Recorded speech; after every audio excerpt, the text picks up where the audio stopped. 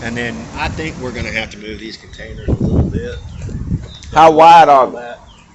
And this gives you a little bit extra distance on the distance y'all at now? Yeah, right now. I mean, right now.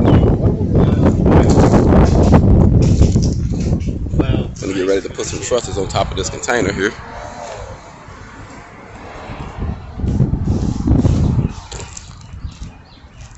Are they? How long is they got a pitch to it? Or is it oval? How is the little oval. They're a little oval. The way the truss sits, that bracket sits up, and the truss goes straight up. Goes straight up. Okay. So that little oval concave on top shouldn't hurt. Nah, it shouldn't mess around at all. So we're gonna put a canopy between here. I'm gonna look at this other side. Make sure I can get through here.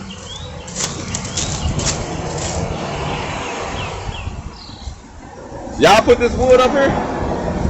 Or was it already here? Oh, okay.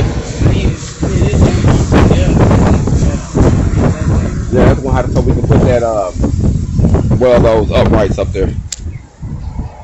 Yeah, it ain't bad, man. It just seemed like it had a little majority of the containers when you get them, sometimes they have stuff that hits the side that'll blow the wall out sometimes. That's part of it. But for what y'all pay for this, that's pretty good for this. Yeah, for right now, yeah.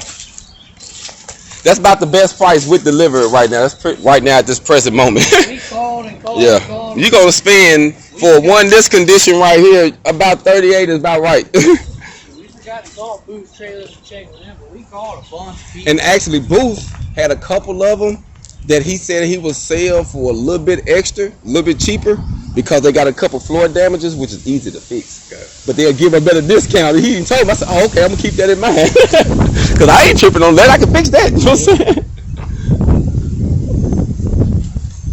So just call me once you're ready.